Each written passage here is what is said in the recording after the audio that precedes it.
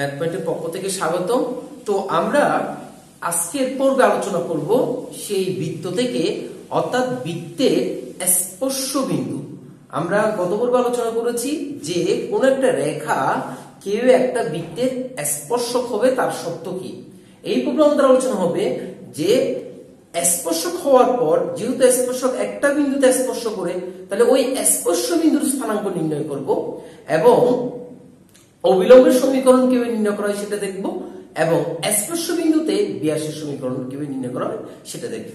তো সেটা আমরা একেবারে একটা অঙ্কের মাধ্যমে দেখব। তো আমরা একটা বৃত্ত দেখেছি, একটা বৃত্ত যখন আমরা একটা বৃত্ত কেন্দ্র ধরেছি এটা, এবং বৃত্তের কেন্দ্র দিয়ে যদি একটা রেখা স্পর্শ, অর্থাৎ বৃত্ত কোন একটা বৃত্তকে যদি কোন একটা রেখা স্পর্শ করে, তাহলে এইটাই হচ্ছে স্পর্শ বিন্দু, রাইট? এই স্পর্শ বিন্দুর স্থানাঙ্ক আমরা নির্ণয় করা দেখবো আর কি। তো কিভাবে আমরা এটা নির্ণয় করতে পারি, তো দেখেন এখানে একটা অঙ্ক যেটা 2017 সালে অর্থাৎ দিনাজপুর বোর্ডে আসছে, এবং তাও একের গতে দেখা হচ্ছে এত সমান 0 রেখাটি এত বৃত্তটিকে স্পর্শ করে। তাহলে কিছুক্ষণ আগে আমরা যে স্পর্শকের আগে পরে বলেছি সে করতে পারবো, এবং স্পর্শ বিন্দু নির্ণয় করো। তো কিভাবে করতে পারি, প্রথম একটা হচ্ছে যে রেখাটি বৃত্তকে স্পর্শ করে, তো সেটা আমরা করে ফেলি। যেহেতু আগে পর্বে করেছি, প্রদত্ত বৃত্তের সমীকরণ কত? প্রদত্ত বৃত্তের সমীকরণ হচ্ছে x square plus y square minus 10x minus 16y plus 64 equal to 0। তো যার কেন্দ্র কত? যার কেন্দ্র হচ্ছে -2 দিয়ে ডিভাইড করলে পাবো 5, -2 দিয়ে ডিভাইড করলে 8 পাবো, এবং ব্যাসার্ধ কত পাবো? √5 স্কয়ার প্লাস 8 স্কয়ার মাইনাস কত? 64। সি মান হচ্ছে এটা। তাহলে এখানে কত আসে দেখেন, 5 × 5 = 25, 8 × 64, 64 - 64, সো এখান থেকে পাচ্ছি 5 একক। ওকে, সো এখন আমি যে কাজটা করব সেটা কি, দেখাও যে এত রেখাটি এত বৃত্তের স্পর্শক হবে। তাহলে এটা যদি স্পর্শক হয়, তাহলে কেন্দ্র থেকে এই রেখাটির লম্ব দূরত্ব ব্যাসার্ধের কি হতে হবে? সমান হতে হবে। তাহলে আমরা লিখতে পারি যে 5,8 কেন্দ্র থেকে 3x - 4y - 8 = 0 রেখার লম্ব দূরত্ব। লম্ব দূরত্ব সমান আমরা কি জানি, যে লম্ব দূরত্ব সমান এত বিন্দু থেকে 3 × 5 - 4 × 8 - 8 divided by √3 square plus -4 square. ঠিক আছে, সো এখান থেকে আমরা কি পাবো? 9 পাবো প্লাস 16 পাবো, আর এখানে পাচ্ছি আমরা 15 - 34 - 8।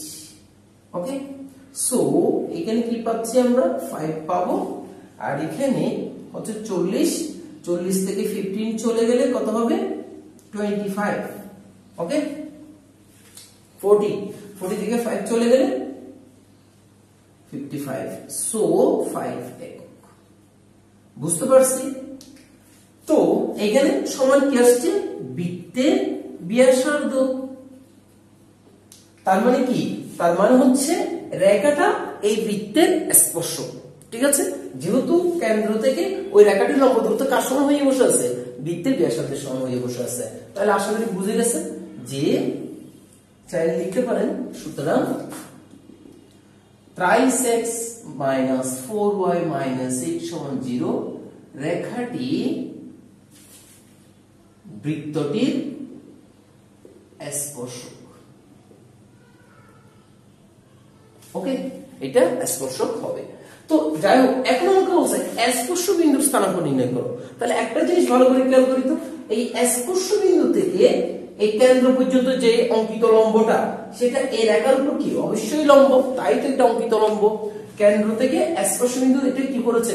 অঙ্কিত লম্বটা এই রেখার উপরে লম্ব, ঠিক আছে। এখন আমার এই রেখা তো দেওয়া আছে, এই রেখাটা হচ্ছে thrice x minus 4y minus 8 সমান 0। তাহলে এই রেখার উপর লম্ব রেখার সমীকরণ সেটা আমরা বের করি। So thrice x minus 4y minus 8 equal to 0 রেখার লম্ব রেখার সমীকরণ কত হবে? 4x plus 3y plus k equal to 0। y এর সহগ x এর কাছে আসবে, x এর সহগ y এর কাছে যাবে, সাইন পরিবর্তন হবে।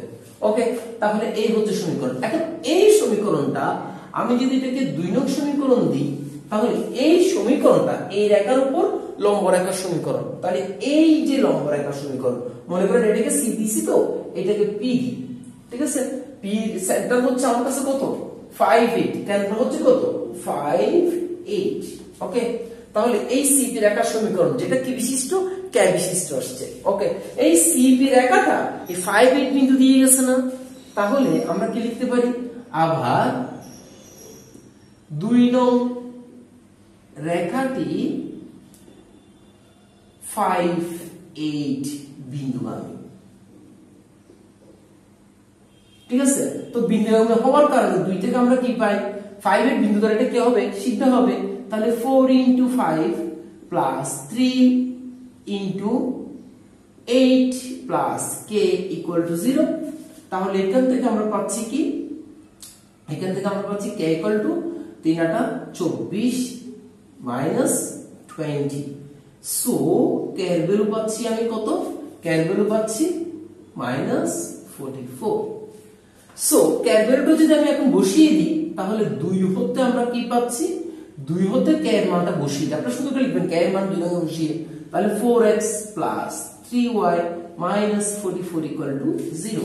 তাহলে এটা কোন কার সমীকরণ বেরিয়েছে? সিপি রেখার সমীকরণ। ওকে, ঠিক আছে। এই সিপি রেখাটাই হচ্ছে আমাদের কাছে অবিলম্ব। এই সিপি এই স্পর্শক কেন্দ্র থেকে স্পর্শ বিন্দু পর্যন্ত অঙ্কিত যে লম্বটা, অঙ্কিত যে রেখাটা, সেটাই হচ্ছে আমাদের কাছে অবিলম্ব, ঠিক আছে। সেই আমাকে যদিও বলো না এখানে অবিলম্বের সমীকরণ বের করতে, কিন্তু আমরা অবিলম্বের সমীকরণ বের করে দিচ্ছি। এখানে যদি বলতো বৃত্তটিকে স্পর্শ করে দেখা হচ্ছে এটা, তারপরে যদি বলতো অবিলম্বের সমীকরণ বের করো এবং স্পর্শ বিন্দু নির্ণয় করো, তাহলে অবিলম্বের সমীকরণ হবে এটা। তাহলে আমরা বুঝতে পারছি স্পর্শকের উপরে স্পর্শ বিন্দু থেকে কেন্দ্র পর্যন্ত যে লম্বটা, সেটাকে বলা হয় কি? অবিলম্ব। তাহলে অবিলম্ব সমীকরণ হবে এটা। যদি বলতো স্পর্শ বিন্দুগামী ব্যাসের সমীকরণ নির্ণয় করো, তাও হতো এটা। স্পর্শ বিন্দুগামী ব্যাস যদি হতো, এই যে এটা যোগ করে দিতাম, এই যে এটা পুরো হচ্ছে স্পর্শ বিন্দুগামী ব্যাসের সমীকরণ। এই ব্যাসের সমীকরণ হবে এটা। ওকে, আশা করি বুঝছি। ব্যাসের সমীকরণ যে কথা, অঙ্কিত অবিলম্বের সমীকরণ একই কথা। ব্যাসের সমীকরণ কোন ব্যাস? স্পর্শ বিন্দুগামী ব্যাসের সমীকরণ। আচ্ছা, তো এখন আমার কাছে স্পর্শ বিন্দু বের করব, তাহলে আমার কাছে এই রেখাটাও জানা আছে, এখন এই রেখাটাও একটা একটার উপর লম্ব, এই রেখাটাও আমার কাছে এখন জানা হয়ে গেছে। তাহলে আমরা কিভাবে এই দুইটা রেখা, এই একটা রেখা, এই একটা রেখা, দুইটা রেখার ছেদবিন্দু আমরা আসলে বের করতে পারি। তো দুইটা রেখার ছেদবিন্দু বের করার জন্য আমরা এই সমীকরণটা, এই সমীকরণটা এবং এই সমীকরণটা, আমি এক কাজ করি, এইটাকে 2 নং সমীকরণ দিই, প্রদত্ত রেখাটাকে আমরা এখানে 2 নং সমীকরণ দিই, ঠিক আছে। যদি আমার এখানে সমীকরণ দিয়ে কোনো কাজে লাগাইনি, এটাকে 1 নং সমীকরণ দিই, এটাকে 3 নং সমীকরণ দিই, আর এখানে লিখি 3, এখানে লিখি 3, ঠিক আছে। আর এটাকে ধরে নিচ্ছি 4 নং সমীকরণ। ওকে, তাহলে আমি এই দুই রেখা হচ্ছে এটা ট্রাইস x - 4x - 8, আর এই রেখার সমীকরণ হচ্ছে আমার কাছে, এই রেখার সমীকরণ আমরা কি পেয়েছি? এই রেখার সমীকরণ, এই অঙ্কিত অবিলম্ব, এই অবিলম্বের সমীকরণ অর্থাৎ সিপি রেখার সমীকরণ পেয়েছি আমি 4x প্লাস 5 - 44। তাহলে আমি এই দুইটা রেখার মধ্যে কি করব? এখন সমাধান করব। যেটা কি কাজ করব? এখানে 2 নংকে 3 দ্বারা গুণ করব, প্লাস 4 নংকে 4 দ্বারা গুণ করব। তাহলে এখানে যদি আমি 3 দিয়ে গুণ করি, 9x - 3 4 12y minus 3 8 24 equal to 0। ওকে, আর এটাকে যদি আমি 4 দ্বারা গুণ করি, 4 4 16x প্লাস 3 4 12y মাইনাস 4 4 16 6 হাতে 1 4 4 16 1 17 ইকুয়াল টু 0। ওকে, তাহলে এখানে যদি আমি যোগ করি 16 আর 9 আসবে 25x, আর এখানে মাইনাস আসবে 10 এর শূন্য হাতে 1 7 8 9 10 এর শূন্য হাতে 1 2 equal to 0। So x equal to 200/25, তাহলে কত আসবে 8, right? So x equal to 8।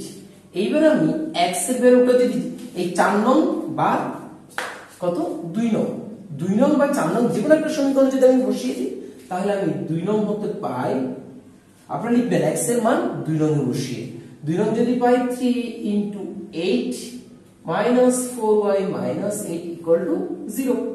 So 3 8 24 minus 4y 24 থেকে plus 16 equal to 0. তাহলে এখান থেকে আমরা পাচ্ছি কত 16/4. So y এর ভ্যালু হচ্ছে 4. তাহলে স্পর্শ বিন্দুর স্থানাঙ্ক আমরা পেয়ে গেছি। So স্পর্শ বিন্দুর স্থানাঙ্ক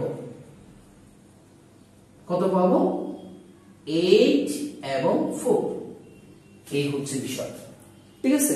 সো তাহলে আমাদের কাছে যদি কন্ডিশন থাকে স্পর্শক বা রেখাটার যদি সমীকরণ আমার কাছে দেওয়া থাকে, তাহলে বৃত্তের কেন্দ্র যদি দেওয়া থাকে স্পর্শ বিন্দু বের করা কোনো ব্যাপার না, এবং অভিলম্বের সমীকরণ বের করা কোনো ব্যাপার না, এবং স্পর্শ বিন্দুগামী ব্যাসের সমীকরণ বের করা কোনো ব্যাপার না। আশা করি বুঝছি। ওকে, ভালো থাকে।